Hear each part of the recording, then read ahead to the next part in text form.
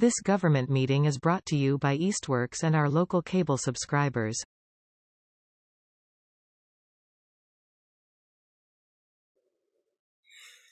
So let's call this meeting to order, and the first order of business is a presentation from Civic Plus.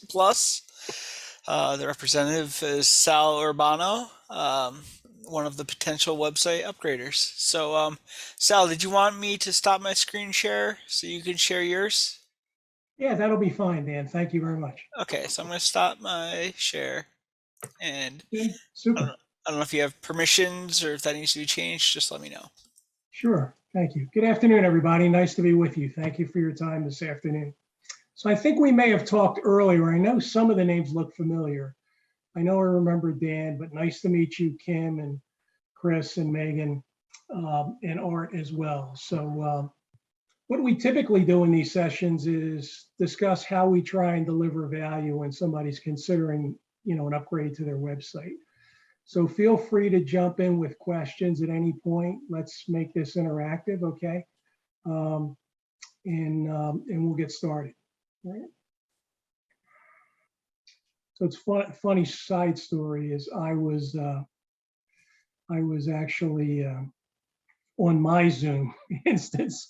I forgot that I was coming into yours, and I was just sitting there going, nobody's here yet. I must be on. Let me just double check. Oh, I apologize if I didn't communicate that correctly. No. It was in the meeting. It was my oversight, so no big deal. Okay. And looks like Ed is just joining. How are you, Ed? Nice to see you. I am fine, thank you. How about yourself? I'm good. I won't speak for everybody else, but they all appear to. I haven't stunned them yet, Ed, so they're okay. Okay. Sounds good, Sal. So Dan, I'm not sure if I'm sharing my screen, but I'm just getting the. I don't know if you have to enable me, perhaps, as a presenter. I'm sure I have to click some button. I just have to find the button. Yeah. Let's see here. Where's the button? There's a little up arrow, Dan, next to the share screen at the bottom. Oh, thank you very much. Share screen, up arrow. Multiple participants can share simultaneously. How about that? Let's try what that. See what that does. Thank you, Kim. There we go. All right, terrific. I think we're in business now. So I was looking at your website this afternoon, and if it's okay, I'm just going to remove the screen controls just so we can see a little bit more of the screen in real estate. Right? So we're going to talk a little bit about your website and what you're looking for. And I know the tech committee has probably assembled some thoughts in that area. As we typically begin these things, they usually take you to our website, quite a bit of information on the Civic Plus website. One of which is, what you'll notice if you look is we do a lot more than websites, right? Now, we don't say that to you to try and encourage you to look at other solutions from us, but it is a differentiator. And what happened is over the years, and I've been here 8 years working with clients on their websites, when we talk to somebody in the same position as yours, they might be streaming their board meeting. They might be using an emergency notification solution like you're using Code Red or Swift or Nixle. So we've developed solutions in all those areas, right? Now, the differentiator with Civic Plus, how we're different than another website provider, is we're making all those solutions work together on the back end, all right? So we've created single sign-on for all our solutions. And we're also creating a customer-facing portal to make the experience better for your residents, okay? This is just a map of our clients. We'll talk a little bit about the background of the company.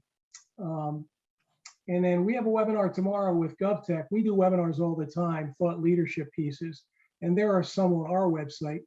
This is one that we're doing with GovTech where we're talking about the civic experience and what that means to local municipalities, your residents, and also your staff, okay? So let's get started.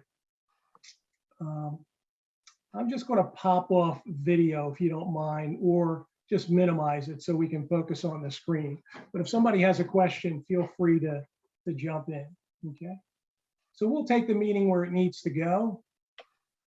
We're going to talk a little bit about what's most important to you guys when you consider updating the website, and we'll get you comfortable with Civic Plus, address any questions. Why don't we go around the horn before we go further? Can everyone introduce themselves, what their responsibility is, and one thought that they have that would help your website? Dan, Okay. you want to begin? Yeah, I'll conduct this. So Dan LaValle, I am the current chair of this ad hoc technology committee, and the one thought I really hope that this new website brings is that integration of communication. I think of the web, and I don't just think of a website. There's a lot more to it in terms of communicating to our townspeople, and I hope your tool set may include some of those features. Chris, would you like to go next? I'm going to go down the list. Sure. Muted.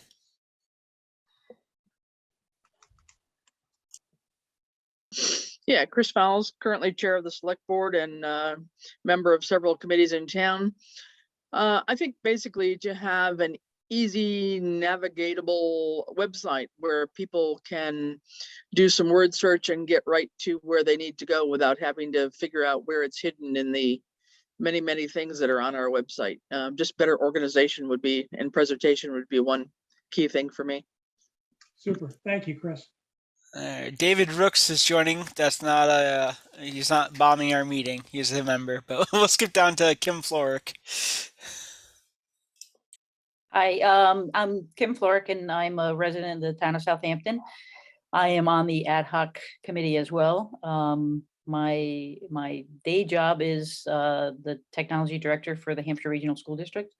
And in terms of websites, what comes to mind for me are two things. One is content management, and how easy it is to have content managers who are responsible for putting information up there without having to know a lot of technology in order to update the website. And the other thing I think Dan touched on a little bit, which would be an integration for communication. And one of the key things I think with a website, not only that if we have other ways that we're communicating, whether it be social media or some sort of alert notification system, that there's an automated way to get that information up on the web without having to re-enter the information. And also, if there's a way that, people can subscribe, kind of like an RSS feed, they can subscribe to stuff. So things come at them as opposed to them always having to come and take a look at things. They may want to subscribe to certain feeds. So again, that communication piece and the ease of content management. Super. Thank you, Kim. Great to have you with us.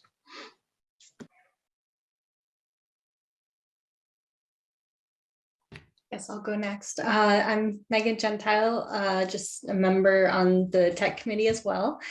I have my own residential IT business as well as work in a bookstore full time. One of the biggest things for me, being my generation in the 20 to 30-year-olds and 40-year-olds, is mobile friendly. It's not really, I have it up right now to the side of me, and it's just kind of boring, and it's not really easy to use. Okay, terrific. Thank you, All right. Megan. Ed, would you mind going? Sure, I think most of my points have already been hit upon. Well, Dan hit upon, okay, it's a mechanism to get information out to the public. We would like it to be more user-friendly than it currently is. Internal management, as far as putting up information internally and managing that,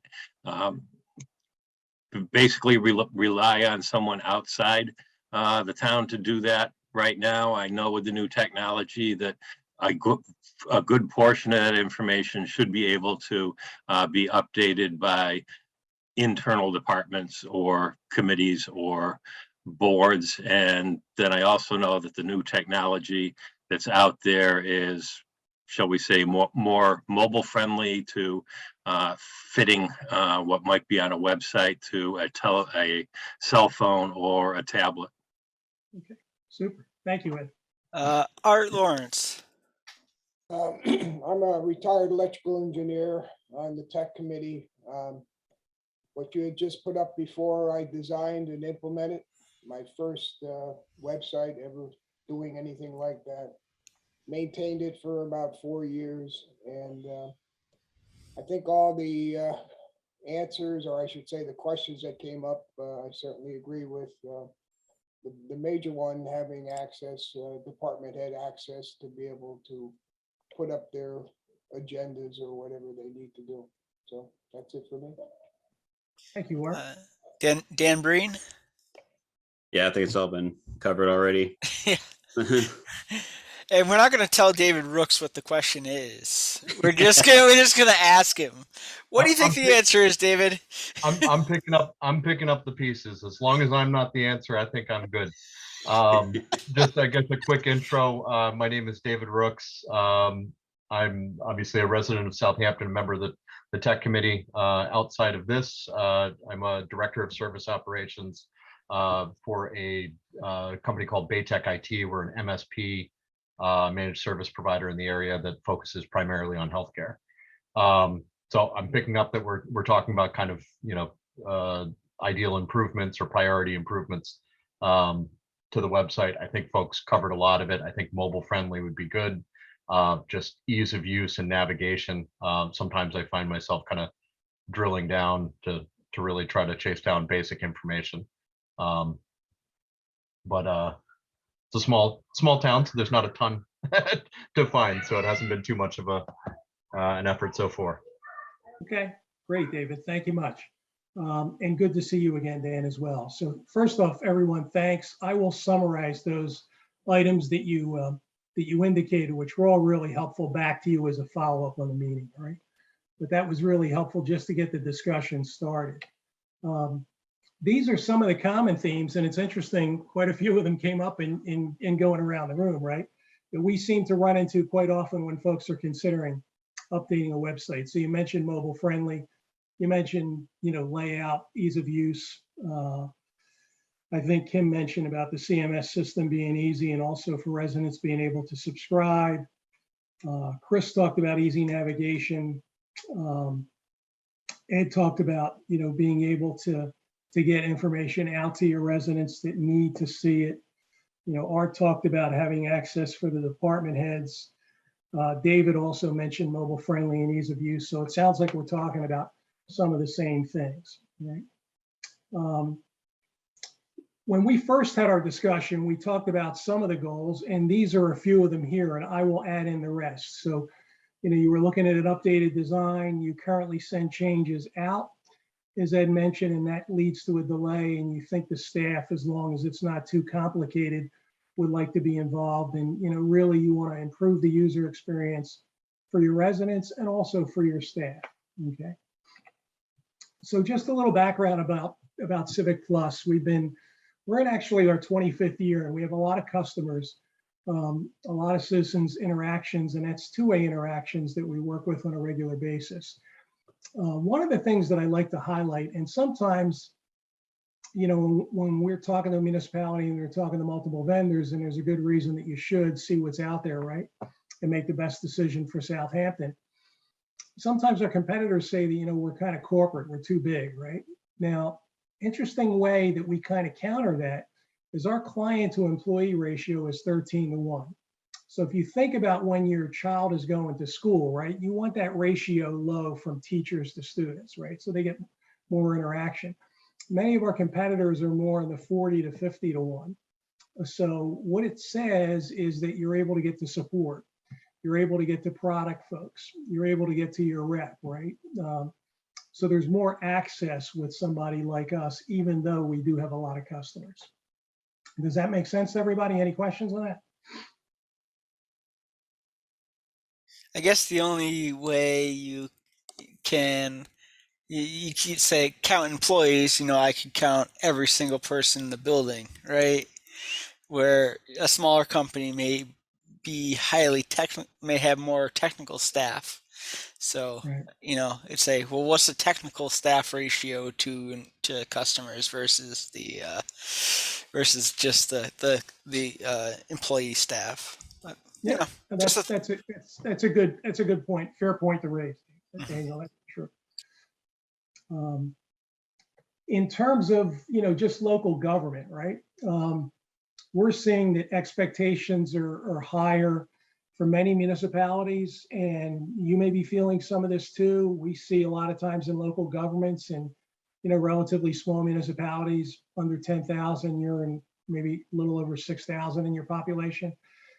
Staff are doing multiple jobs, right? So you have to cover a lot of the territory in a daily basis, and it's not easy, right? And citizens, because we talk to them quite often, and we just did a survey of 3,000 citizens out there, and there's more demands for transparency and quicker response times. So what's bleeding over is in our private lives, we've kind of gotten used to being able to deal with companies like Amazon and companies that have a really good online user experience. And now people have those expectations and those same expectations for local government as well. So what Civic Plus is trying to do is really make government work better. So that's actually our mission. We do take our mission really seriously. We believe that to make government work better, we need to develop really positive civic experiences. When your residents come to your website, we went so far as to define what is a positive civic experience. We think it needs to be personalized, it needs to be one-stop, and it needs to be easy, right? And we also approach not just the resident experience, but the staff experience, right? So, if we make the resident experience really good, but it's just a royal pain for the staff, that really doesn't serve the purpose, right? We have to work to both of those audiences because both of those folks are really important to us when we're delivering a website to a community. In terms of our software solutions, right?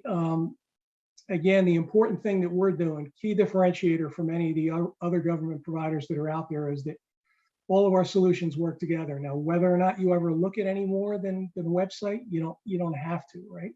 But I often talk to municipalities that have 4, 5, 6 different vendors, somebody for streaming, another vendor for emergency notifications, another vendor perhaps if they're doing some online recreation, right?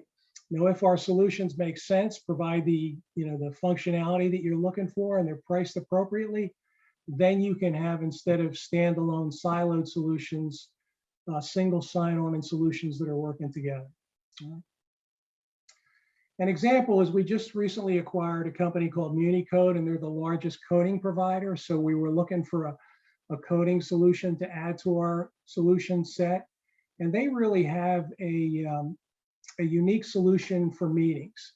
And oftentimes when I'm talking to municipalities, they're concerned about getting agendas up, but also making the information easy for residents to access, right?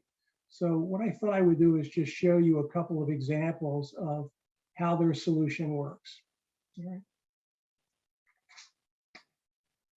So this is a town in Florida called Highland Beach, all right? And what you'll notice is that they have their meetings by various boards and committees, but you have one single view of the agenda, the packet, if the minutes are there, and then if they record or have a streaming video of the meeting. And the solution is browser agnostic and technology agnostic. So whether or not you're on an Apple device or you want to open up an agenda and you're on a tablet, you can do that. It doesn't matter what device you're on, okay? If we look at one of the videos, so they have a town commission here, and if we looked at one of their video presentation, what MuniCode Meetings does is it gives you one view of the meeting on the left, the packet information, and then the details, all right? And in the packet, there could be associated documents. So the resident, if they want to go to a specific part of the meeting, they don't have to watch the full meeting. If they just want to find out about the amendment on landscape, they can go right to that part of the meeting, right? And again, it's just that one integrated view to make it easy.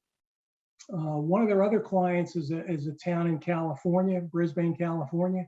The other thing that they've done that's really nice is integrated all the search.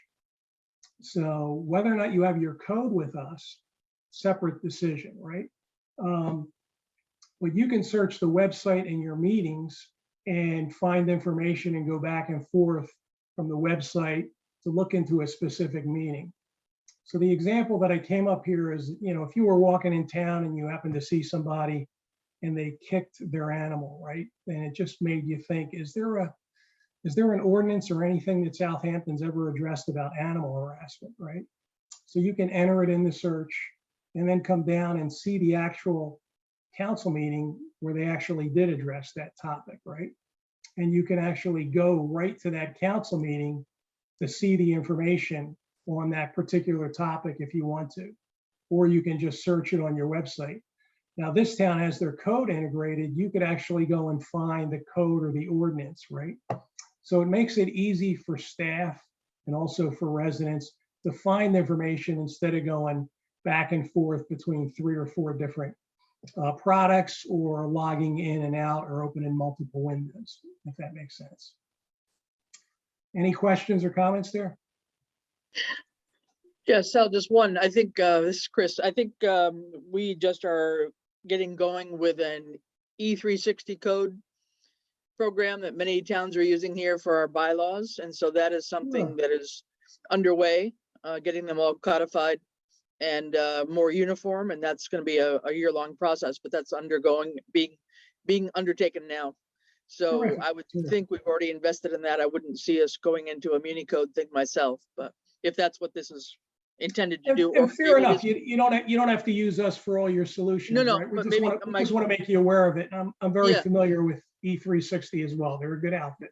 My question was going to be though, with the E360, with that, that's going to be somewhat searchable by keyword. I'm pretty sure. Can that tie into your system to do? I mean, can it be, I don't know, complementary, I guess, to your system or usable with your system, I guess? So you would have separate searches there, but they can work. So in other words, the resident could search your code, right? And they could still search the website and your meetings, and we can certainly link most of our clients, and a lot of our clients are using E360. So Municode is a company that we recently acquired. So we haven't been selling code very long. So many of my clients actually, particularly in the Northeast, are using E360. So we can make that work really well on your website. So again, just an example that you can make the best decision for the town. You don't have to use us for everything. Some municipalities have best of breed preferences, and that's the path that you go down. So that's fine. Good question, nonetheless. So I think there was somebody that mentioned it, and perhaps it was Kim, about the CMS system, right? So our content management system is Drupal. It's not important that you know the name Drupal, because it's one of the content management systems, just like WordPress or Joomla or some of the others. The reasons why we selected it, though, are important. So we did it because it's open source, meaning commercially developed by millions of developers. It's really very secure. And then lastly, it's used by a lot of the federal government. So FEMA, Homeland Security, the House of Representatives, Boston moved all their websites to Drupal. There's millions of websites on Drupal. We took Drupal and made it even easier for local municipalities. So it's built for non-technical people. So it's not complicated. I'll actually show you a little bit of the back end so you can make that decision on your own. So what you're looking at here is just our demo website. You wouldn't see this, you would see your new design, right? And then typically most of our clients have a login somewhere on the bottom. We all work in different departments because we have demos going all the time. So I'm in the health department, okay? So if you look at this page here, you'll see that, Ed, we have you up here. So if you get any calls, you know that we're guilty of it. Just I can see that. Yeah, just kidding there. But if you are working in this page, right, and creating content, you're either adding new content to this page, or we're editing it. If we had the wrong number down for Ed, or if we wanted to change the mission statement, right? So if you were going to edit, there's some gray tabs up towards the top center to right. And the ones that you would work with most are view, edit, and the cabinet. All right. Now, if we're going to add something to the page, I just click on the left on create content. And these are all the things that you can do to the website. You can put a calendar item in under event. We can add an FAQ, an agenda, minutes. You can add a slideshow. If we wanted to put an urgent alert, does anybody have an urgent alert they'd like to provide? If not, I can create one. COVID-19 vaccine this Saturday, the 29th.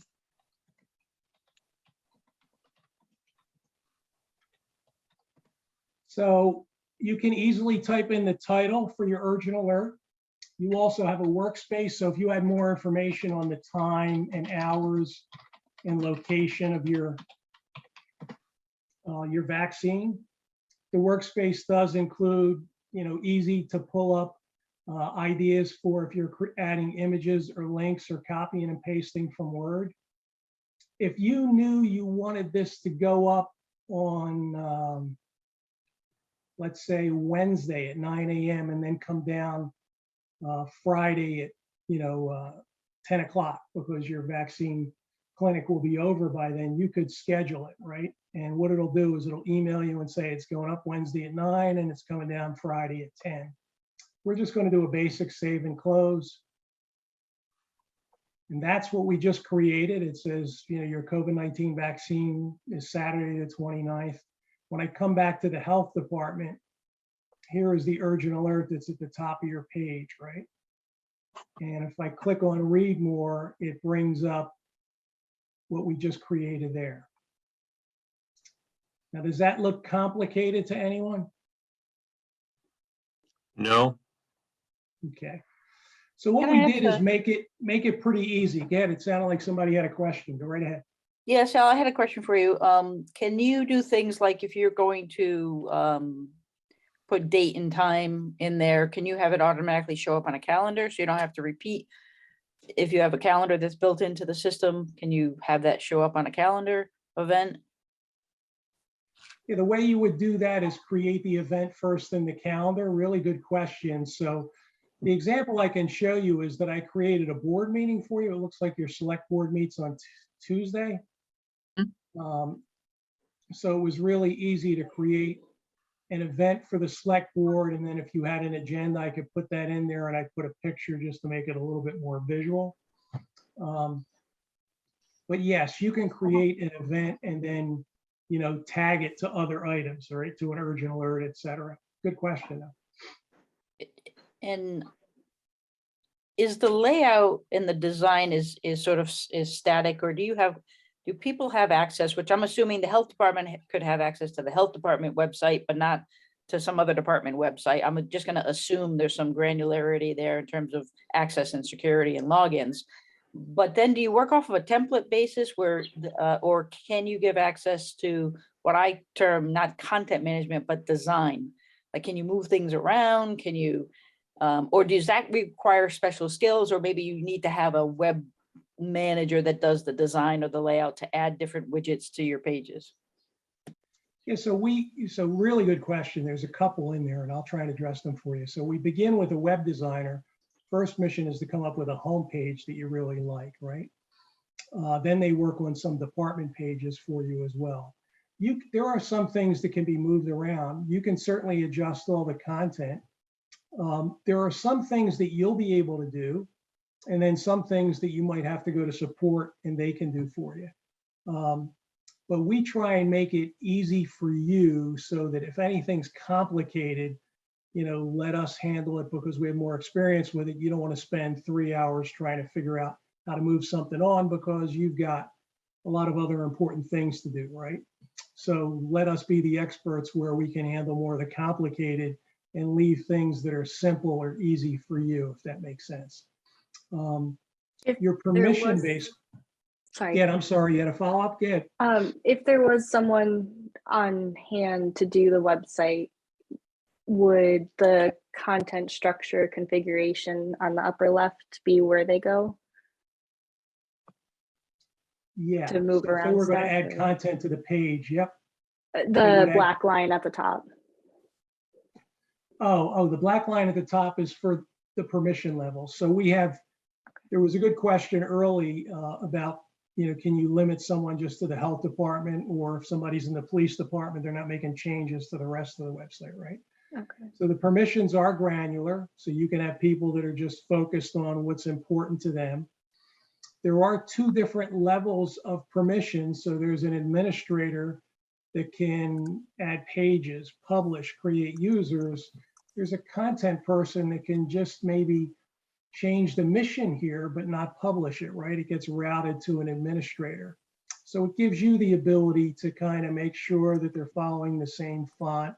They're not putting any verbiage up. It gives you a level of consistency on the website. You can also have as many users as you like. Did that address your question? Yes, Little thanks. bit. It did for me. Anyway. Well, I don't know, Megan, I'm not sure if it addressed yours, but Yeah, Yeah, I think so if for there's the sake anything of. else that you have, feel free to ask it. So I'm happy. And if I'm not sure about the answer, I'll certainly check on it for you. Yeah, no, I think just following up on Megan's, I think the question for me would be the way you just described that with the level of permissions. I mean, I think what we would be hopefully be aiming for is that there would be minimal, minimal need to have some level of overall administrative review so that things don't get caught up in a logjam somewhere. I mean, if somebody's creating something, they want to get it up there, as long as they've got the parameters of what they can do and what they can't do design wise. Yeah. Are you saying it would still go through somebody else to check on whatever typos and whatever else before it got posted? Absolutely not. So there's flexibility to create the system to work best for you, right? So we have some folks that have just a central group to make changes. So it's not as complicated as that. So we can be flexible. If you want to have all your people have the ability to publish, we can do that. Some people have certain people that just can create content and it gets routed to someone, just their preference, right? There's multiple ways. I have some clients that have a small group making changes, other clients that have 25, 30 people making changes to their website. Depends on the approach, right? Whatever works best for your community. So I've seen it work well both ways, if that's helpful. So keep in mind, we're going to provide full training for you on how to make the changes, and then you have unlimited customer support. Our support team is in New England. They're really responsive. They're easy to get to. It's almost the opposite of what the customer service experience is like today out in the marketplace. If any of you had to call a department store, a credit card, by the time you actually get to a human being, you kind of want to pull your hair out. We're just the opposite, all right? And then we have layers of support. So some folks email our support team and say, I have 2 or 3 questions. Can I get time with you tomorrow at 10 or 2? Others will call. We also have webinars twice a month on basic and advanced skills that you can brush up on, or if you have a new staff member, they can get up to speed quickly. They're free of charge, no additional cost. And then we recently added an online user center. So if you had to make changes after hours or on a weekend, anything that you're creating content for, there's a short PDF with the steps or a short video. So what we don't want you to do is have to spend 20 minutes to do something that takes 3 or 5 minutes, right? You can also go right ahead. Can I ask one more question, Sal? And it just occurred to me as I'm looking at the create content menu options. So the content that you can actually put on a page are in these particular categories. So your product has bulletin items or department or board home, pages, events, FAQs, those types of what I call is either content menu options. But that's sort of the standard of how you build your site around. You're either building it with pages, bulletin items, events, FAQs, links, news and announcements, so on and so forth, urgent alerts. Those are the widgets that you use on every page to create a website. Or is there more than that? Is there like like I'm thinking about every single one of those things as being some sort of block or something on your page or some sort of section on your website. And those are the, as you're building or putting the content out there, those are the categories in which you're placing things on the site. It's not like there's any HTML coding or. Yeah, there's no coding, so it's all easy to do. It's all kind of built for non-technical. Most people don't want to be bothered with coding now. It's too complicated and it's way too much work. And, so we've kind of made that simpler, right? So we're probably, with our Drupal solution, we're working with Drupal 7. So towards the end of this year, early next, we're going to move to Drupal 9, which is an improvement. Drupal is getting better, as most solutions will over time. So at that point, we'll upgrade all our clients into Drupal 9 to make it even easier for them going forward. And Drupal 9 will give us the ability to do some things that'll integrate nicely for the websites. So kind of items that are also on the roadmap, but we don't have anyone that really is using code to make changes to their website. Good question. So it's all of these, what I call widgets, or what you call content. Yeah, content types, content types are, and just to show you, an example of a website, right? All of our clients typically have navigation categories across the top, right? Some of them might have a how do I or a find it fast. They could have the typical tree-based navigation, or they could have the panels. Usually most of our clients have a search. There are almost always what you would call quick tabs that are things that people come to the website for on a repeat basis. So you'll see agendas and minutes a lot, and online payments and forms and employment, those types of categories and things. They have some information for COVID-19 because obviously that's a topic that's important to everybody today. Some clients, this is where we can customize it to what works best for your community, right? Some clients want to use their social in there. They have an update on construction, their calendar, which is kind of full with upcoming events, and then their footer with their contact information, right? But we've done, all sorts of designs. Here's another town where you'll notice as I scroll down here, the navigation stays at the top. So, if you're working lower in the website, you don't get lost. You can still find your way back. They have a few more quick tabs: report an issue, COVID-19 information, volunteering. Their calendar is laid out in a more visual way. So they have pictures or graphics that they want to use with their upcoming events. Again, it's a choice. Some folks do that, others don't. Here is their calendar full. They have a video on their homepage, and then their social stream. They're also reminding residents to subscribe to events that the town could push to them. So residents can look at the subscription options, and perhaps if they're interested in a newsletter or meetings or forms or upcoming events, they can pick and choose what they're interested in, and then you can push it to them, right? Can you tell me a little bit about that subscription email service? Is that part of the core functionality, or is that one of the add-on features? That's included, Dan, with the website, so no additional cost there. And so residents, and let me just see how it's laid out here. Yeah, so they're using Code Red for their emergency notifications, right? So emergency notifications are typically solutions that could go to somebody's email, text, landline, cell phone. Resident can pick and choose which one, right? Then we include an e-subscriber or notify me, which is right below that. And you can have as many categories as are important to the town. So they have a number of urgent alerts for various different departments and boards: news, bids, files, forms, agendas, etc. Some folks have a shorter list, others have a longer list, right? It's a matter of working with what's best for your residents, right? So the resident picks and chooses what areas they're interested in.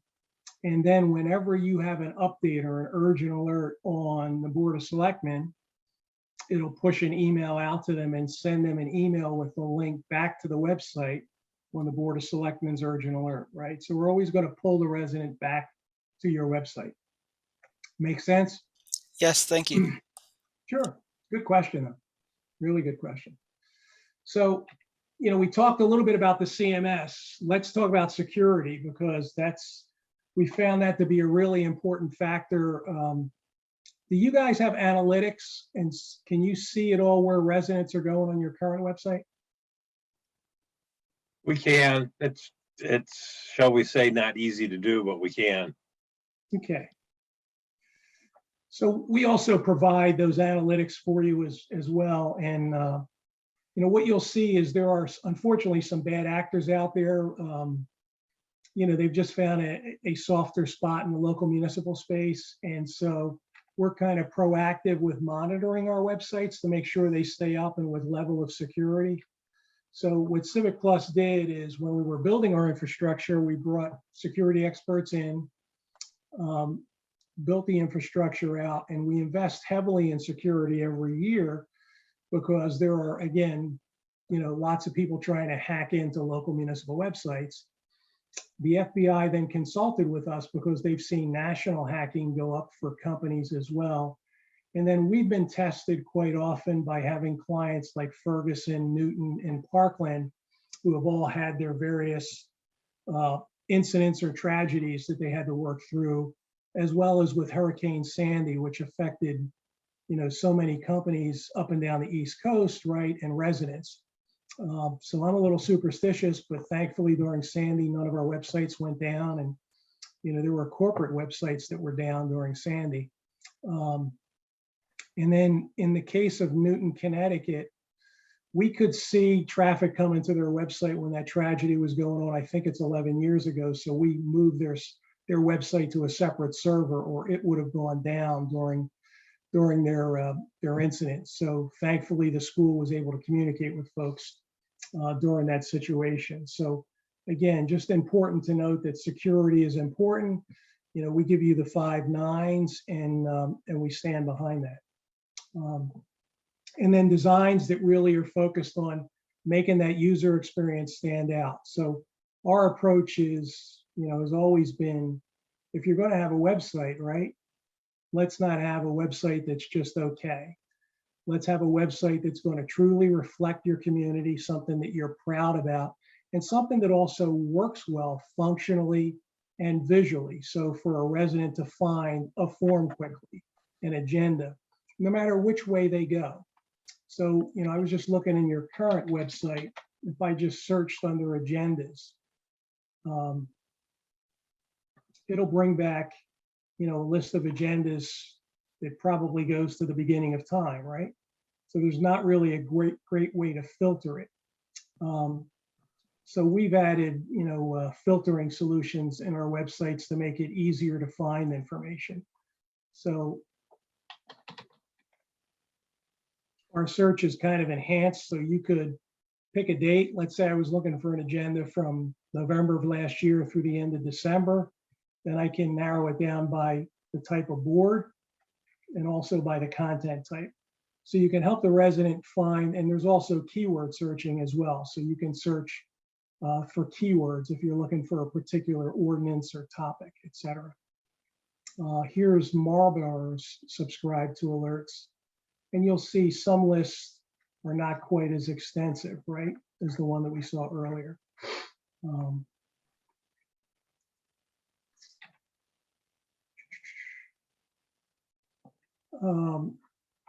Our designers keep up on the latest trends. You know, in the last 4 years, 290 of our clients have won design awards.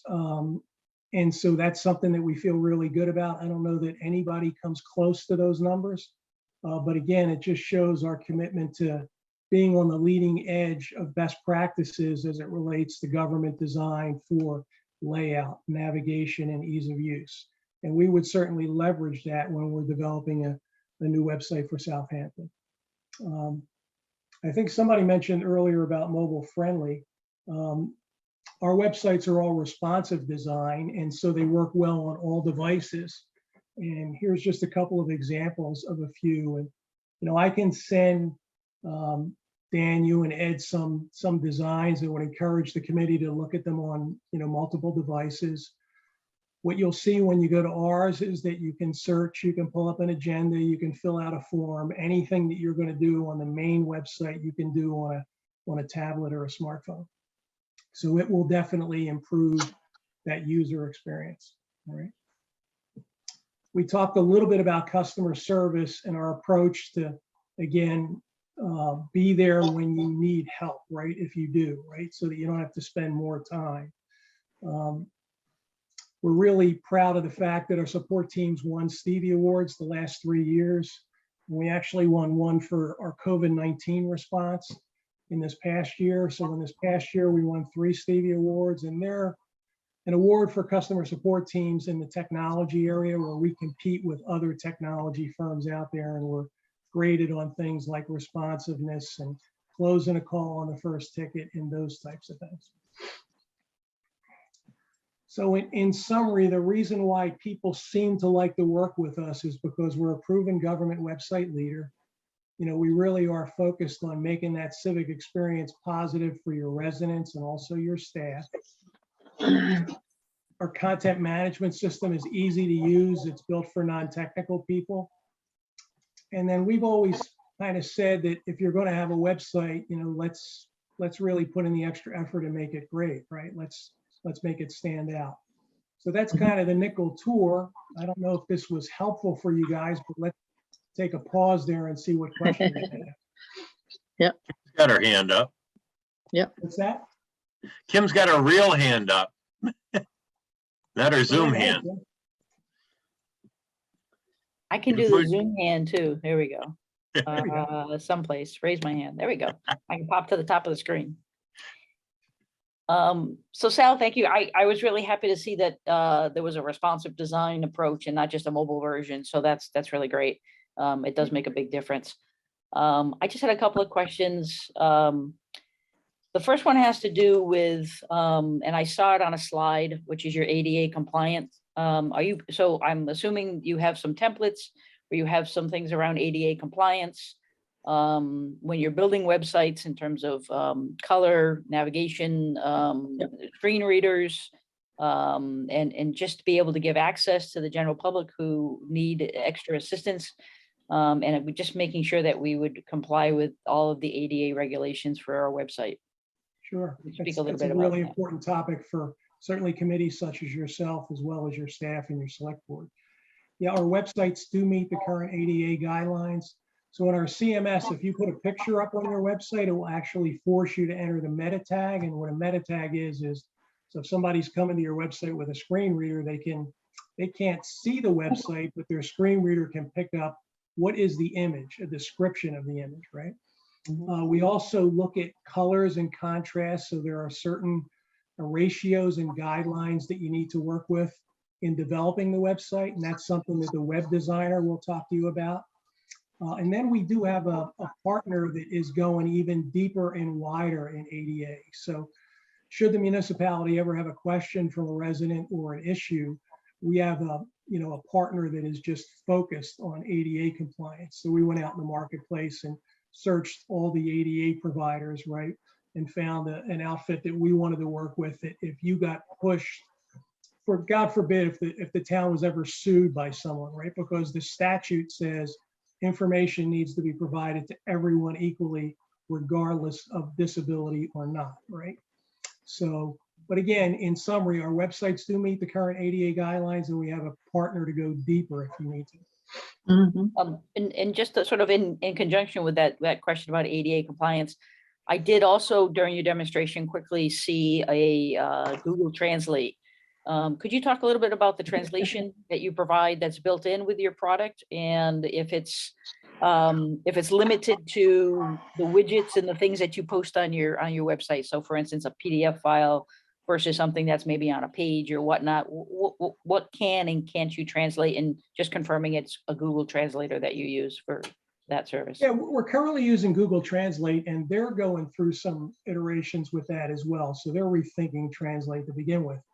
But the translate would just translate, Kim, all your website, right? It wouldn't translate content for you, because if the content's already created in a PDF, it's not going to translate that. But what it will do is translate, example would be, let me just go to a website. It's better to show you that, right, than we'll talk about it.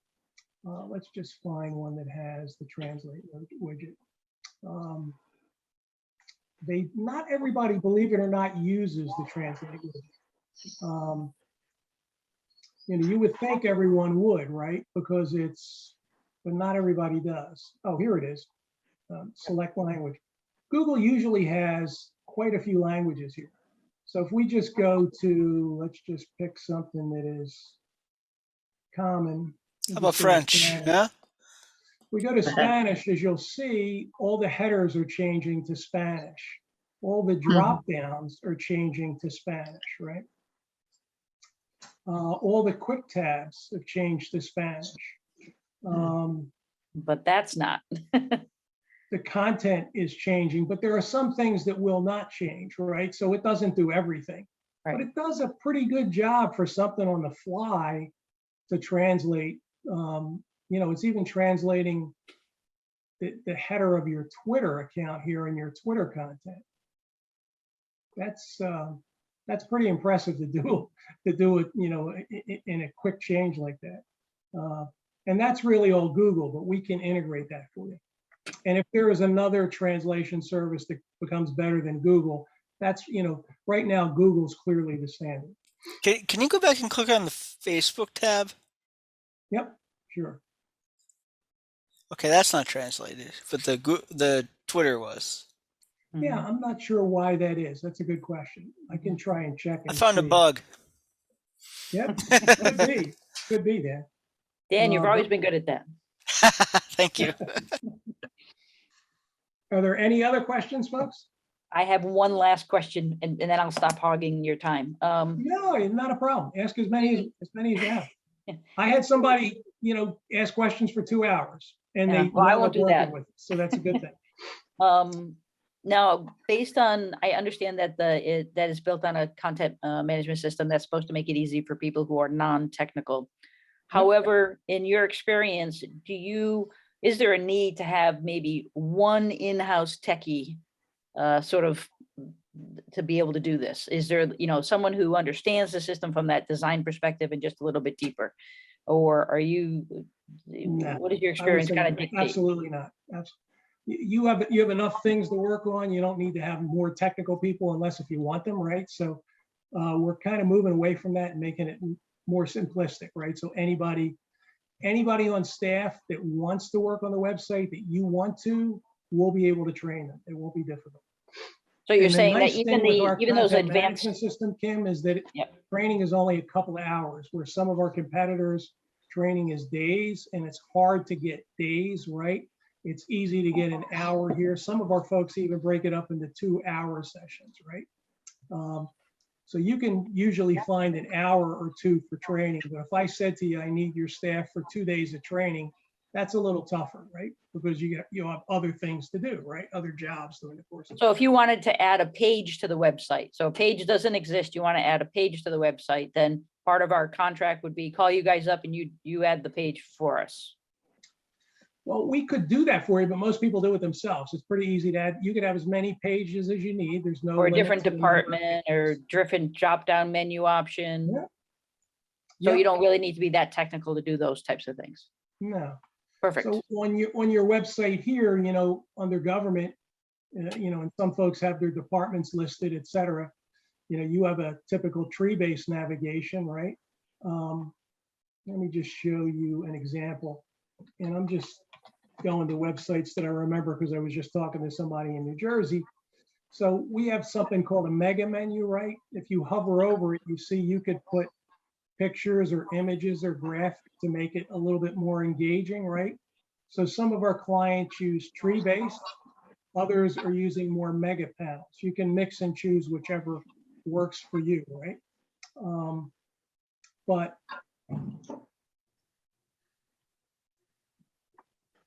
how do I is typically, a lot of folks use it in categories. The reason being is sometimes, even if you have a button for forms and applications, Some people might go to search for their forms. That's just the way they process information. Others might go to how do I. And so there's always going to be multiple paths to the information. They're all going to be quick. But we just want to make sure that whichever way the resident wants to go, there's no right or wrong way, right? That experience is a good one. So that's where we work with you. So once the web designer comes up with a home page, right, then we would typically have a project manager. So the home page is just going to be a snapshot of what your website would look like. It's not an actual full website yet. It's just an image, right? Once you decide on layout, homepage, departments, right, we then build that into an internal production website, assign a project manager.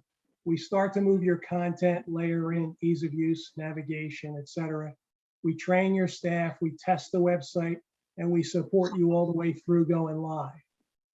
And then once you go live, you would call into our support team if you have a question. And we expect more support calls in the beginning. And then, so what we do in the beginning is when you're being trained, they'll just create another department here, right? A dummy department. And so when you're being trained, you can make all your changes in that dummy department. It won't affect any of your website. Once you go live, we'll just remove that dummy department and then all your content will be updated, right? And it'll also give the staff a chance to start doing things once or twice so that you're confident and you're comfortable when the site goes live, right? It works out really well. Any other questions? No, just a follow-on comment. I was actually going to ask the same two things that Kim did in terms of ADA and language translation. So thanks Okay. for covering that. That sounds very, very encouraging. Was there anything that we didn't cover that was important for the committee today? And I always want to know about dollars, you know? Sure. What- I believe we sent a proposal to you. If you want me, do you want me to go over that? Currently, the Did you proposal send that to presented? us? Maybe you could send it out to us, or if you have it and you feel comfortable sharing it, you can pull it up and walk us through it. Yep, absolutely. Does someone else have a question before we went down that path? Sorry, Megan. All good. Any other questions? No? Okay. So I think this is the proposal that we sent out to you, and this goes back a ways, Dan. We can always update it if need be, right? We could Yeah. probably get an updated version for you because I'm not sure.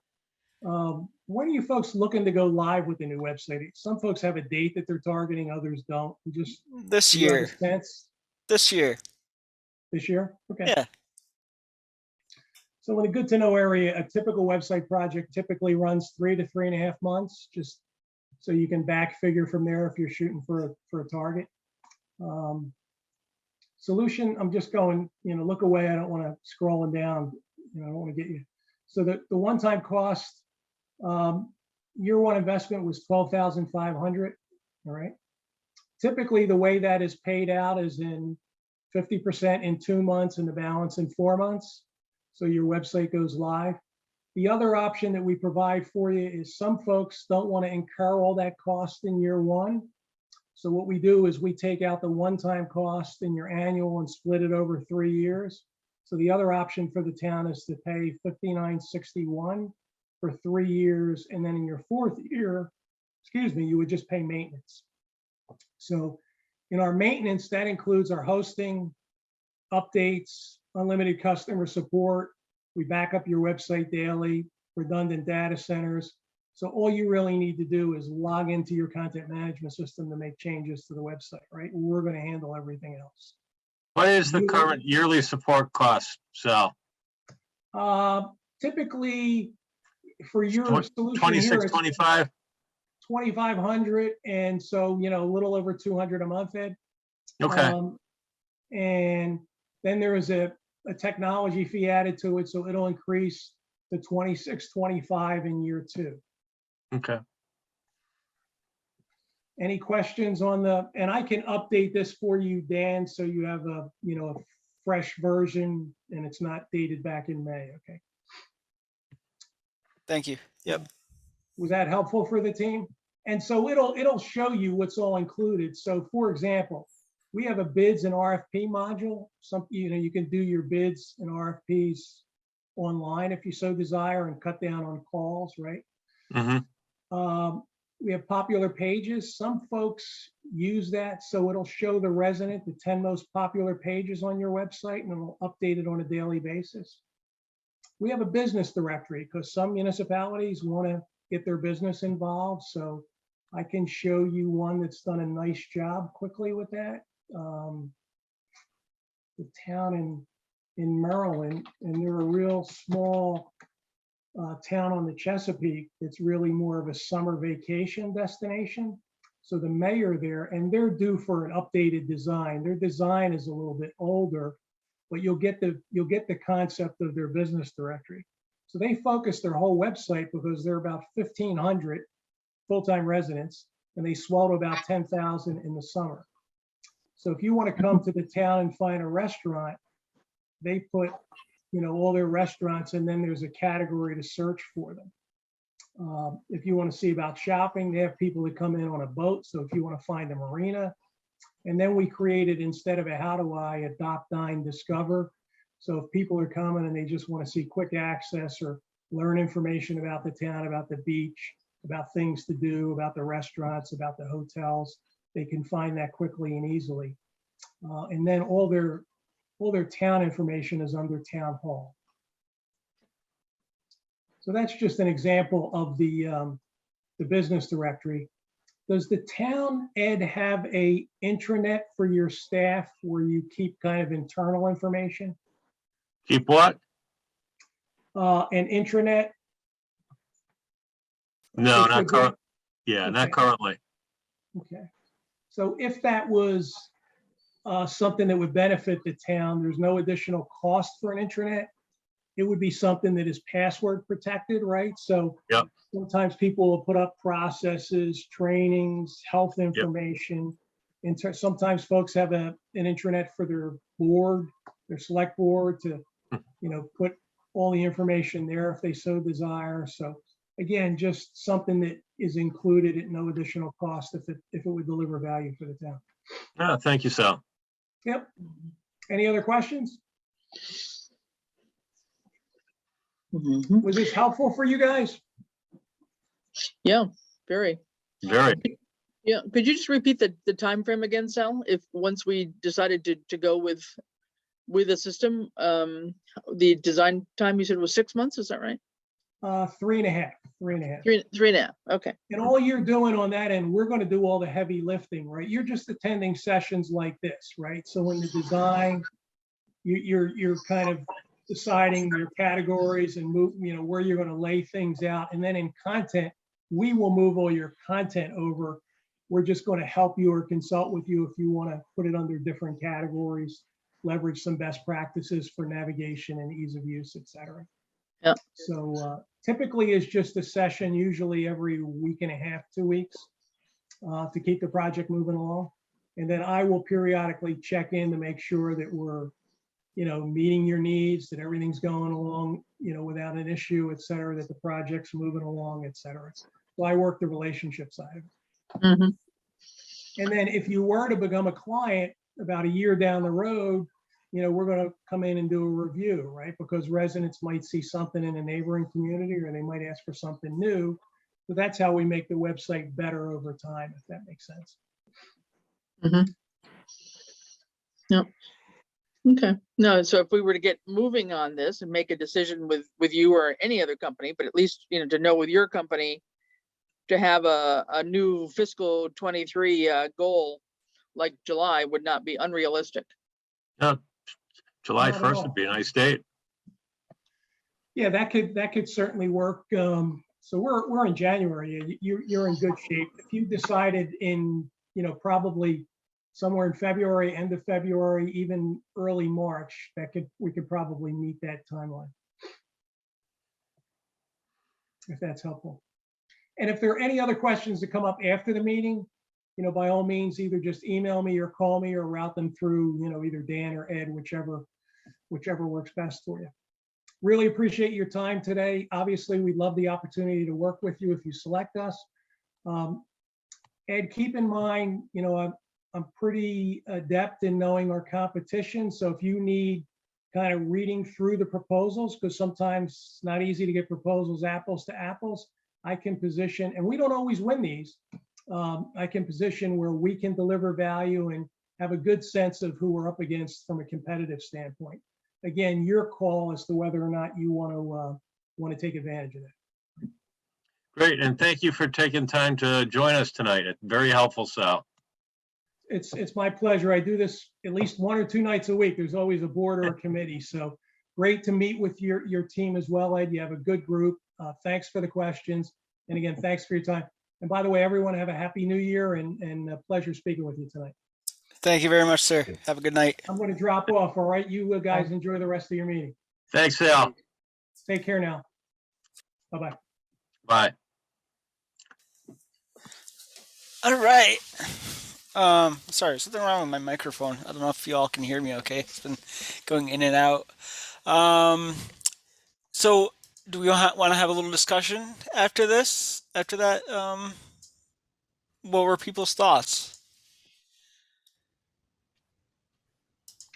I think, I mean, just knee-jerk reaction. I think any company that is already tailored to do this for government and can deliver something that's kind of, I don't want to say like cookie cutter because that's not what it appears to be, but like they've got the format down, you know what I mean? So it's not like somebody coming in that's going to be looking at it from, you know, Scratch. oh, I've designed, you know, e-commerce sites and I've done this, that, and the other thing. They seem to have, you know, that kind of niche market pretty well locked in. And the support, unlimited support, I mean, that's going to be super helpful, I'm sure. Dan, I kind of had a question for you because I remember it was probably last year this time we talked to Sal, and you mentioned something about Drupal, and you had a concern over it. Does them moving to the newer version That's help just that, or me having nightmares about dealing with Drupal in the past, but it's not my problem. Okay, but overall, do you think it kind of is the way he explained it, like a easy to use technology that Yeah, I mean, from a user perspective, both. I mean, Yeah. using the site on the front end, it's irrelevant, and the back end, I'm sure that they got it pretty well laid out. You know, the design looks a little outdated, but who cares? I think the functionality will be just right. My only concern is not seeing or putting my hands on a demo to see how easy that content management really is. Yeah. I've worked with several web content management systems, and they all look great when the sales guy shows them to you. And sometimes when you get down to the nuts and bolts of them, some of them really are easier than the other. They're all easy, and you don't have to be a coder or tech person. You really have to post content, and you can be trained on doing it. But there are these nuances that make things a lot different. I've worked with, things like, Blackboard and other content management systems, and some of them are really just easier, and some of them have way too many bells and whistles that you'll never use, and you only use a slice of it. But I also agree, with David that, they're in the business to do this. They're a really well-known name in government. It seems like, most, a lot of agencies that are government agencies use Civic Plus. So, they have a really good reputation. But my only curiosity is really what does that tool look like when, if I'm the person who doesn't have a lot of technical background and I'm just trying to post some information, and how do I do that? And that's my only hesitation. Well, I'm sure we could probably arrange a test demo for you, Kim. Yeah, they must have one. Somewhere down the road. That would be great. Yeah. I mean, it sounds like Easthampton and Northampton is using it. And if there are end users who don't have, if they say, oh yeah, it's really easy, or yeah, it took me 6 months to really get the hang of this, but now I got the hang of it, that, that would say a lot. Mm-hmm. Something that I noticed is that, I don't know if it was his browser, but from a design point, which I know some residents will have issues with it, are things overlapping And if they've been in business for 25 years, I'm not sure why they can't fix that. And I didn't want to like say that to him verbatim. And then the other concern was no customization with HTML. And you are more or less reliant on support, which that's where I was coming from with my question, is if we could have someone in-house just know the tech stuff behind it, that they could maybe just get something done without contacting support. And then the last thing was, why are they still on Drupal 7 when 9 is out? However, it's not always smart to move up, but Drupal 7 came out in 2011, then 8 in 2015, and then 2020 was Drupal 9. And the end of life for 7 is November of 22, which is why they're being forced to switch. So Well, I certainly wouldn't want to be the one tasked to migrate 7,500 Drupal Right. installs. Ouch. yeah, And they may be a little gun shy, because Civic Plus, and I can't remember if it was 2019 or 2020, decided to make a huge upgrade to their product in the May timeframe. Well, cities don't follow this, but every town in Massachusetts that has town meeting, that's usually April or May. And their timing stunk because it went down for a number of days and towns could not get that information out there for their town meetings for a few days. So it caused a lot of angst. I will tell you that. I'd feel more comfortable. Megan, thanks for sharing all those dates. I wasn't aware of that, but I'd feel more comfortable if they started designing us on Drupal 9. We wouldn't have to go through any migration pains. That'd be a good question to ask. Yeah, absolutely. So I guess my question is, we probably want to talk to another vendor. Do we want to try to talk to someone else who is who specializes in the municipality space, or do we want to try to go to someone who is maybe like a local vendor who maybe for us a website? I guess I'm kind of asking the group, what do we think the next company we would like to talk to is? Any specific type? Well, there's Proud City. I think Holyoke used them, and Granicus was the other big one. Say one of those two, maybe. Okay, so yeah, stick with someone who has experience dealing with I municipalities. think it's a big perk having Yeah. having familiarity and doing a lot of government websites. Cookie cutter would think works in our favor. Can you email me those two you said? It's in the Trello board if you have access to that still. Oh, I forgot about that. That worked. That was good for a while. We should bring that back. So it's in the Trello board. And I've got one other vendor I'd like the committee to talk with. Their history is actually in school department websites, but about a year ago they started migrating over to the municipal websites. You can tell us the name? Is that Revise? Let me hang on a second. Let me shrink. I can tell you the salesperson's name, but why won't this get off full screen so I can check my emails? Hang on. So I'll try to arrange another one of these for the next meeting, because I think in terms of time frame, in order to align for July, if we have a vendor selected, What's going on? that would allow the select board to propose this, right?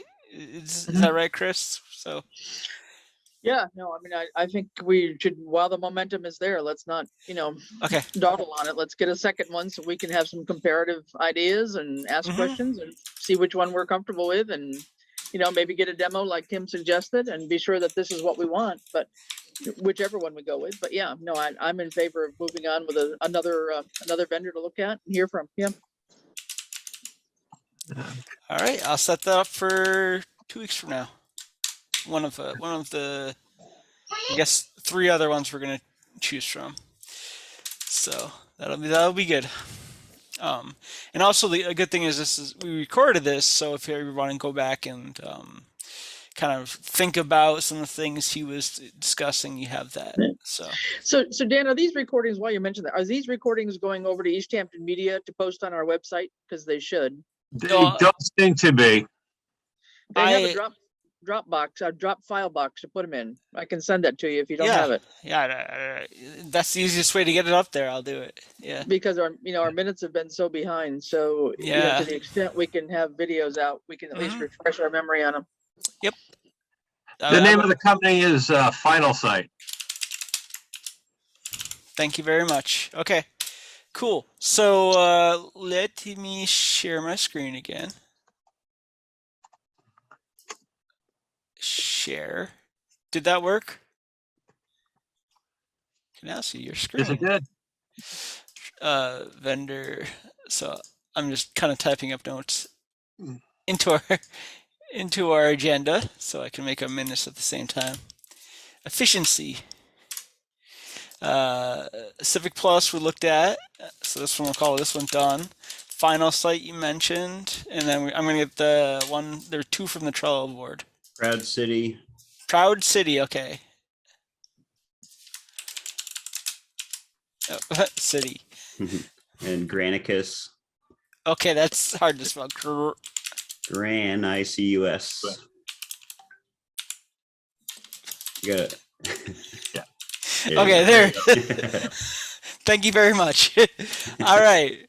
So, yeah, why don't we continue on with our meeting and go over the active projects that we have. Kim, do you have any updates to share with us with Novus and the CCIT grant? Yeah, Ed and I met last week? Yes, it was. Last Thursday, was it? I think it was. Last Yeah. Thursday with 2 technicians from Novus. They came on site to take a look at the equipment that was in the server room. So just to back up a little bit, it's been so long since we actually got the grant. We were awarded, there's 2 components. We had put in the grant for somewhere, I think the ask was a little over $75,000 for everything that we wanted to do. And Ed, correct me if I'm wrong, but the 2 components that they approved were in the categories in our proposal for the grant in the budget called server and disaster recovery. We were awarded $32,150, and we were also awarded an additional $18,920 for secure cloud services. So if you total those up, what is that, $51,070 it should be. Yep, $51,070. So what we're going to focus on is taking a look at replacing, doing a disaster recovery, replacing the server and implementing a disaster recovery cloud-based backup, secure cloud backup service with Novus. And so what the gentleman did on last Thursday when we met with them is just take a look at what our current infrastructure was, seeing if we needed to purchase an additional rack, a UPS for the equipment that's in there, and took a look at the current server to see what the capacity needs currently were. And so they're going to come back next week. Actually, this week, I take it back. This week, I think this Thursday, they're supposed to come back with information about what that cost is going to look like. Ed, do you remember anything different than that? No, and I thought they were going to try to actually get back to me on Friday with possible questions, but no, that's what I do remember. So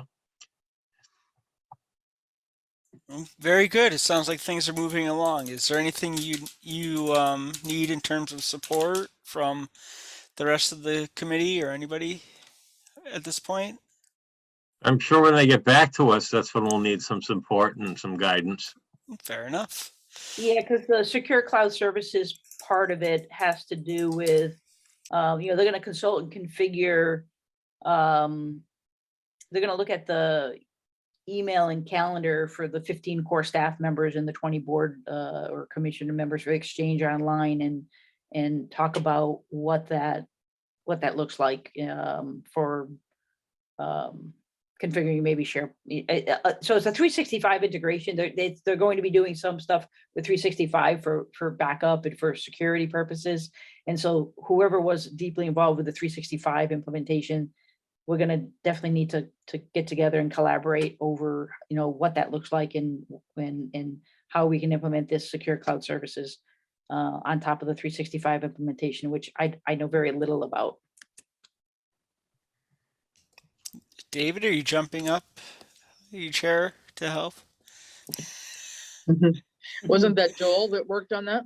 Yeah, well, it was. Oh, I'm sorry. It was Joel. Yeah. I got to stick up for David. So. Yeah.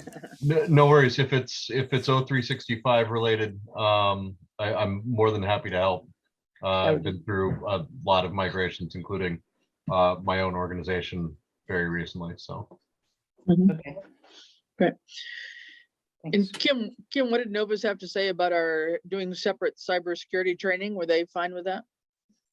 Yeah, that's they were fine with that. If you recall,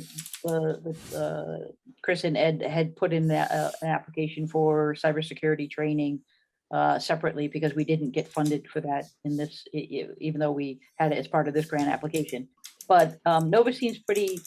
They said in the beginning when they were, when we were speaking to them in the very, very beginning that, they're going to put a proposal out there of everything they believe that we should do, knowing that we may only be able to do parts of what they're recommending. So there's plenty of stuff that they recommended that we're not going to be able to address under this grant. And so it's nice to see that the training portion of it for cybersecurity training is going to happen under the municipal grant that the state, that Town of Southampton was awarded from the state. Okay, excellent. I think that's a great update for this week. I want to try to keep things moving here. So, Mr. Rooks, would you like to speak a little bit on the VoIP system? Yeah, so I think it was the weekend after our last meeting. Ed and I caught up, I think that Saturday, to review the counts that he had put together. I think right after this was reviewed by the select board, there was a thought a couple extra handsets may be needed or wanted. So we got that final count and kind of connected the dots with Ed, Chris Sorensen from Valley, and myself, and he gave an updated quote, I think a little bit earlier today. The one question that had come up since we talked was the possibility of using some funds to purchase the phones outright rather than lease them. So Ed, I know you went back and spoke with your people on that, and that did pop up as a possibility. Yep. It looked like the savings that would be seen over a 3-year period would be just under $200 in total for all of them. Well, I look at that.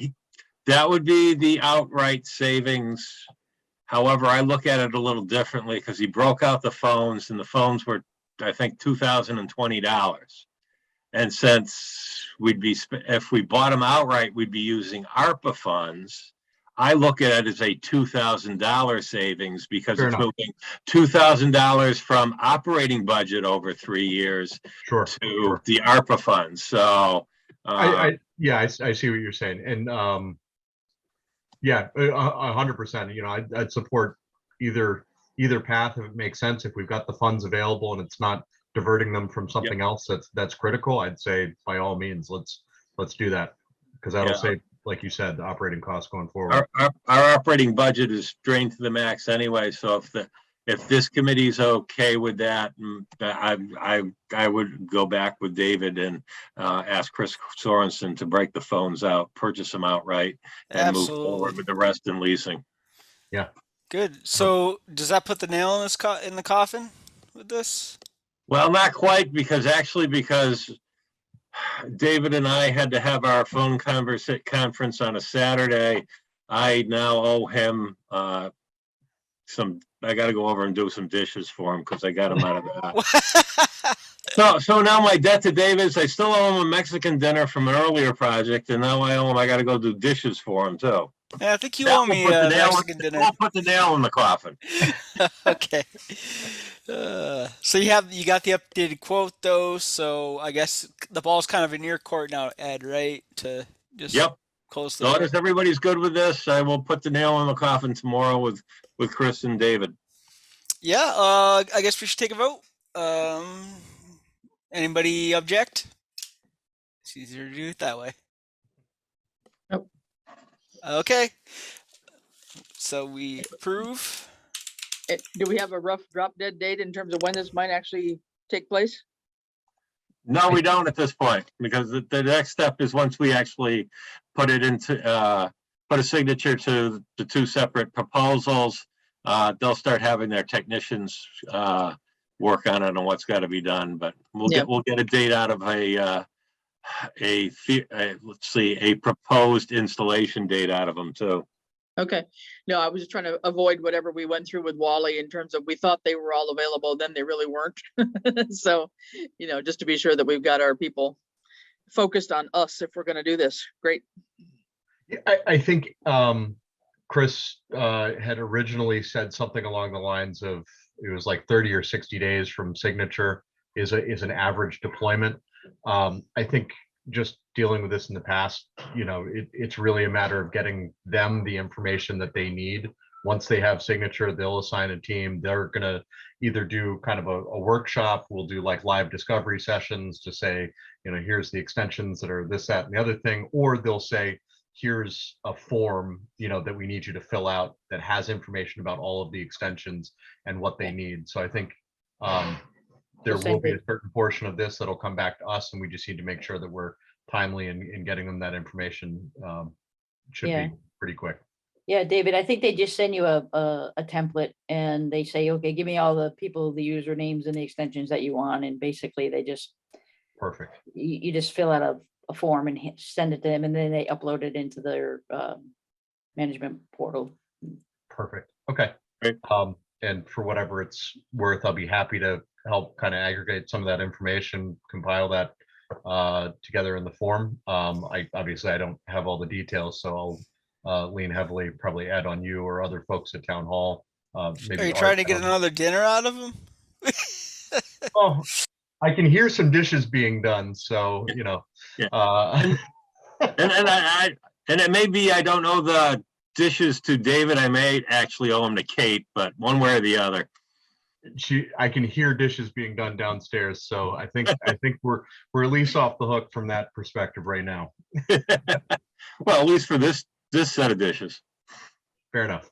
All right, the next topic we were talking about last meeting was brought up by Mr. Lawrence. It was proposing a town IT support agent. Do you want to provide us an update with that, Art? Yeah, I wrote a list of items which I thought should be incorporated and handled by this particular person. I sent it over to David. I guess we could do one or two things.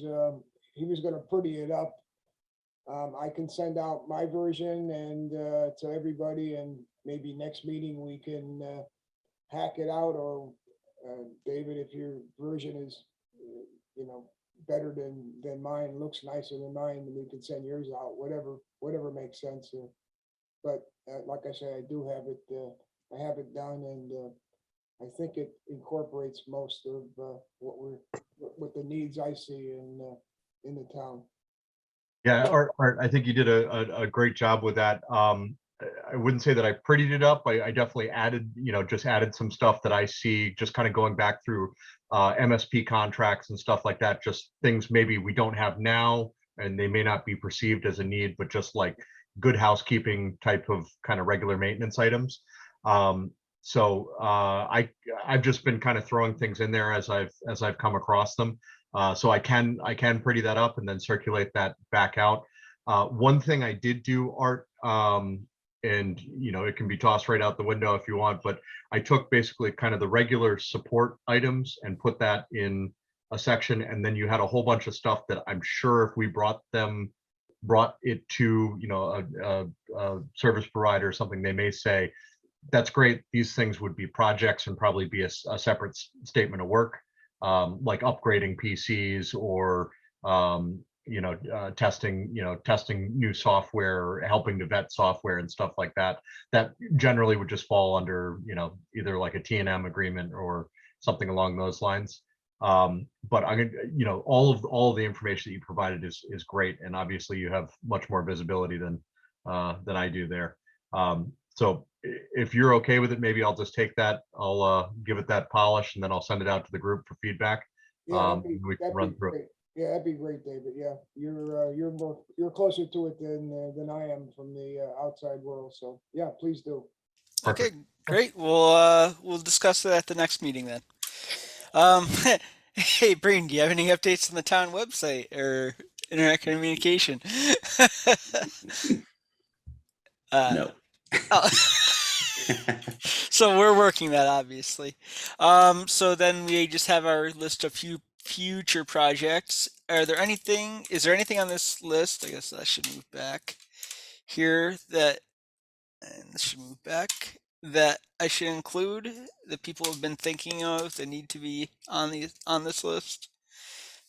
Just one quick thing that's starting to make me a little nervous about upgrades as far as the town-based broadband internet.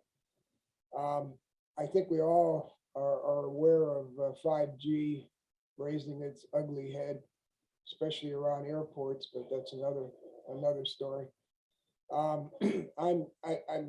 really haven't done as much research as I probably should, but I'm kind of fascinated by the possibility of the 5G Wi-Fi and how that's going to play out, and that could be a real dramatic change to this whole deal. If you're not going to have to mess with wires and such, and just be using cell phone type towers and such to link everybody up.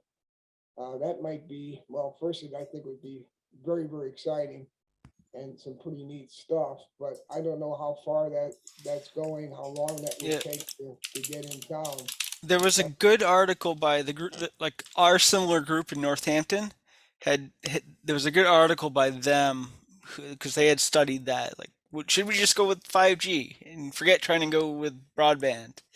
And if I can find it, I'll send it out to the group. I just think it's something to consider, and if we do have folks come in, such as Westfield or Holyoke or whatever, that's one question I'd like to see how they would answer that. So that's all I had. Thank you. Cool. Does anybody else have anything that should be on our future topics list that they thought of since the last meeting, or feel that's missing? There was just that one thing I think that Kim, I think you heard about at the signing of the grant about the initiative opening up for fiber. Was it March 15th or something, for like a month? March 15th to April 15th.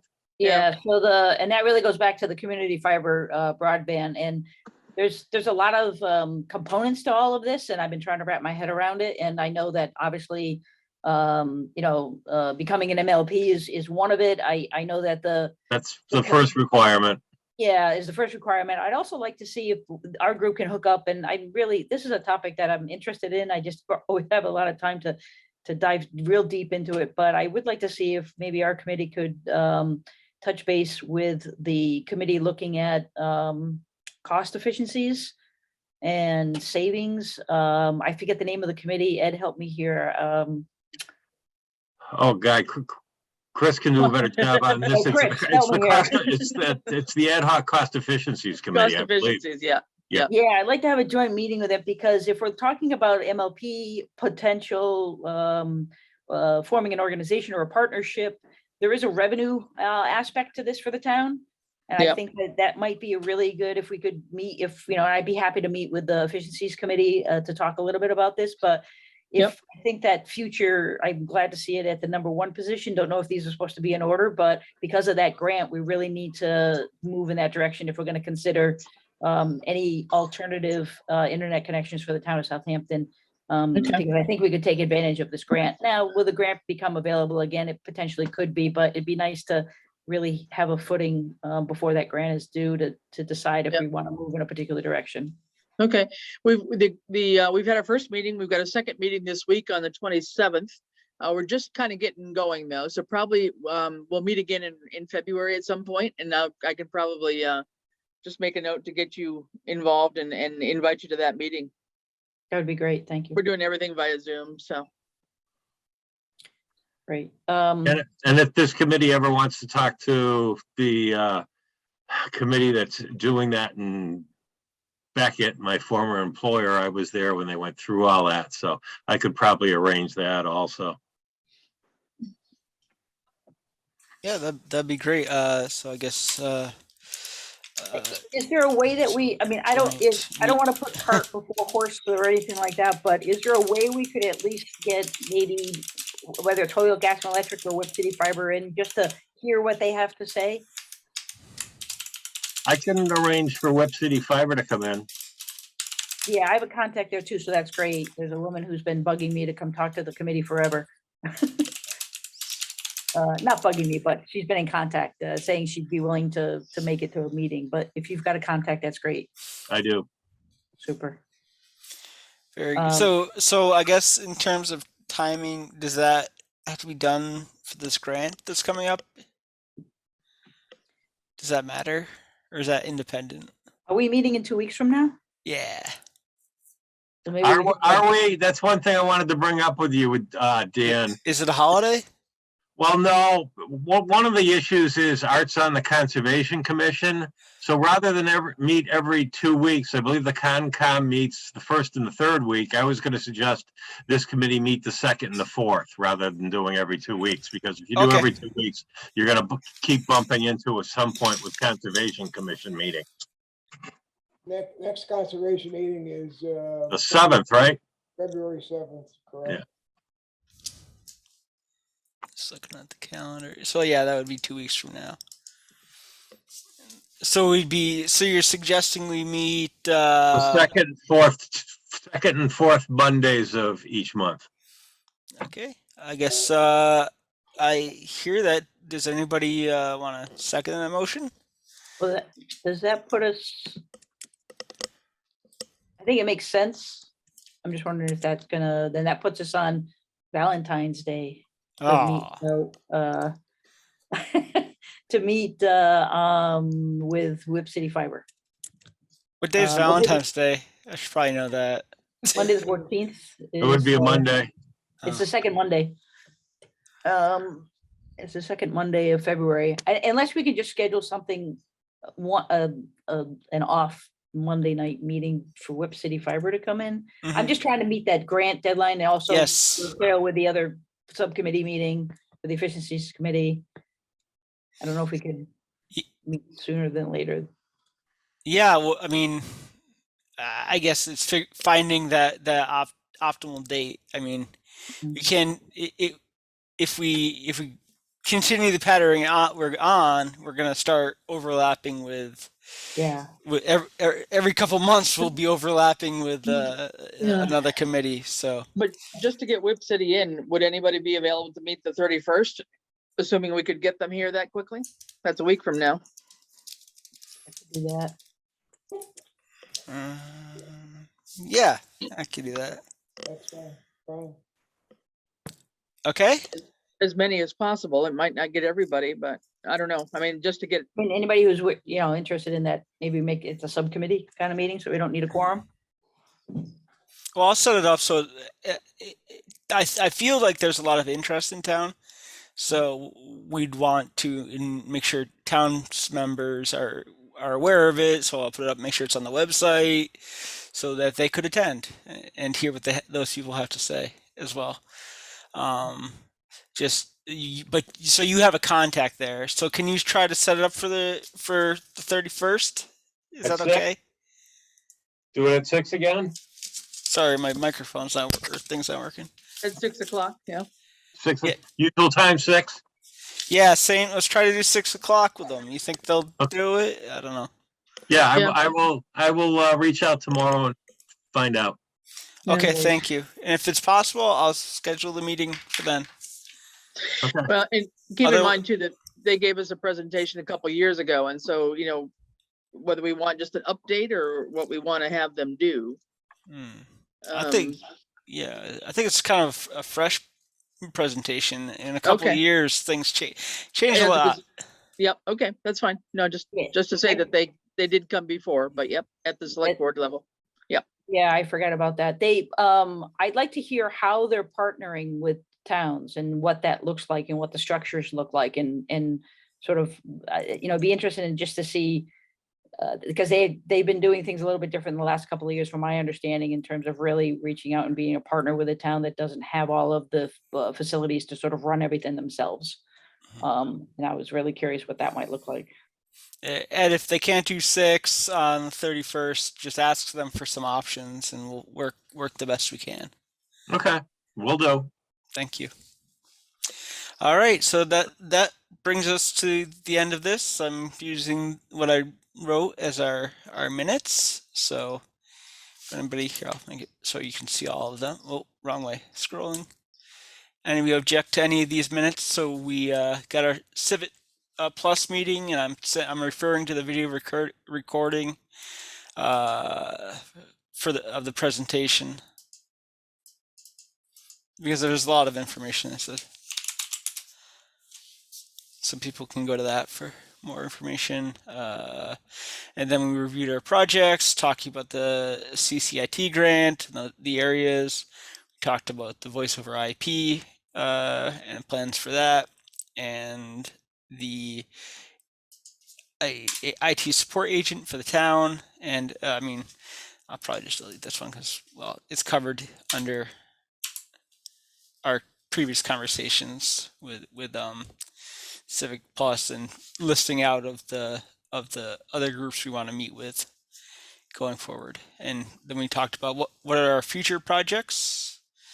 We want to look into, it seems like broadband has some focus. We also had that lingering item of data retention that we want to close out at some point, and start updating our inventory list and start planned update cycles for hardware over time. Does anybody object to any of this, minus my spell check I'll do after? Okay. All right. Does anybody have anything else before we close this meeting? Okay, great. Well, I hope everybody has a wonderful evening, and we'll be talking again in 7 days, hopefully. So Thanks a lot, everybody. Take care. Yep. Yeah. Thanks, you too. Thanks, Dan. Have a good night. Yep, good meeting, Dan. Thanks. This government meeting is brought to you by Eastworks and our local cable subscribers.